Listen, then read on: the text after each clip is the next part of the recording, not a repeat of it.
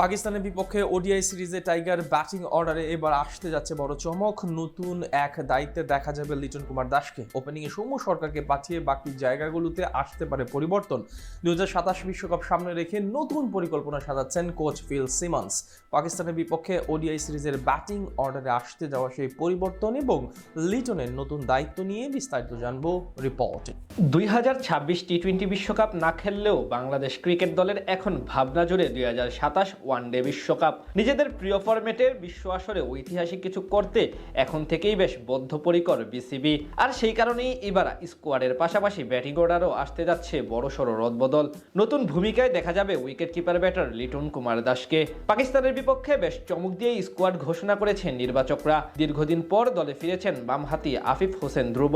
এছাড়া স্কোয়াড থেকে বাদ পড়েছেন দুই wicket keeper batsman Jaker Ali Anik এবং নুরুল হাসান সোহান। তাই স্বাভাবিকভাবে প্রশ্ন উঠেছে এই সিরিজে টাইগারদের সবচেয়ে সমস্যার জায়গা মিডল অর্ডার কেমন হবে, কারণ স্কোয়াডে অলরেডি 5 জন টপ অর্ডার ব্যাটার নেওয়া হয়েছে। তবে শোনা যাচ্ছে সেখান থেকে লিটন কুমার দাসকে 5 নম্বরে নামানো হতে পারে আগামী 3 ম্যাচে। মূলত নতুন বলের চেয়ে পুরাতন বলে কিছুটা বেশি ভালো করে থাকেন এই ক্রিকেটার, যার প্রমাণ 2019 বিশ্বকাপ। ইংল্যান্ডের মাটিতে সেইবার 5 নম্বর পজিশনে মোট 4 ম্যাচ খেলে 168 রান করেছিলেন পাক্কা, 56 গড়ে এবং 112 স্ট্রাইক রেটে।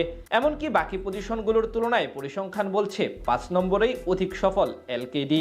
ঠিক এই কারণেই পাকিস্তানের বিপক্ষে আরও একবার তাকে দেখা যেতে পারে মিডল অর্ডারের দায়িত্ব সামলাতে। মূলত দীর্ঘদিন ধরে মিডল অর্ডারের সমস্যায় ভুগছে বাংলাদেশ ক্রিকেট দল, আর সেই সমস্যা সমাধানে এবার লিটনকে দায়িত্ব দেওয়া হচ্ছে। সেক্ষেত্রে এই সিরিজের সেরা একাদশে ওপেনার হিসেবে থাকতে পারেন সবশেষ ওয়েস্ট ইন্ডিজের বিপক্ষে অসাধারণ করা সাইফ হাসান এবং সৌম্য সরকার। সম্প্রতি টাইগার দলের সেরা ব্যাটার হিসেবে পারফরমেন্স করছেন ডানহাতি সাইফ হাসান। এখন পর্যন্ত 6টি ওডিআই ম্যাচে 30 গড়ে 180 রান করেছেন এই ব্যাটার। এছাড়া সম্প্রতি বিসিএলও অসাধারণ ব্যাটিং করে ফাইনালে হয়েছেন ম্যাচ সেরা খেলোয়াড়। অন্যদিকে সর্বশেষ সিরিজে সর্বোচ্চ রানের মালিক ছিলেন সৌম্য সরকার। শেষ 3 ম্যাচে তার ইনিংসগুলো হলো যথাক্রমে 4, 45 এবং 91 রান। অন্যদিকে 3 নম্বরে দায়িত্ব সামলাবেন সাবেক অধিনায়ক নাজমুল হোসেন শান্ত। বর্তমানে একদিনের ফরম্যাটে বাংলাদেশের সেরা ক্রিকেটার বিবেচনা করা হয় তাকে। পাকিস্তান সিরিজে 3 নম্বরে বড় ভূমিকা রাখতে হবে শান্তকে। আর 4 নম্বর পজিশনে থাকতে পারেন তাওহিদ হৃদয়। ব্যাট হাতে তিনি অবশ্য আছেন দুর্দান্ত ছন্দে। বিসিএলে 1 ম্যাচে সেঞ্চুরি করার পাশাপাশি ফাইনালে খেলেন 90 ঊর্ধ্ব রানের ইনিংস। সেখান থেকে পাকিস্তানের বিপক্ষে সিরিজে স্বাভাবিকভাবে তার উপর বাড়তি প্রত্যাশা থাকবে সকলের।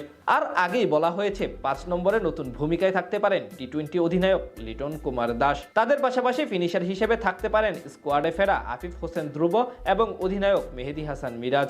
সব মিলিয়ে বলা চলে লিটনকে পরিবর্তন করার পাশাপাশি বেশ ভারসাম্যপূর্ণ ব্যাটিং অর্ডার নিয়ে মাঠে নামতে প্রস্তুত বাংলাদেশ ক্রিকেট দল। আগামী 11 তারিখ শুরু হবে দুই দলের ওডিআই সিরিজ, 13 ও 15 বাকি দুটি ওয়ানডে।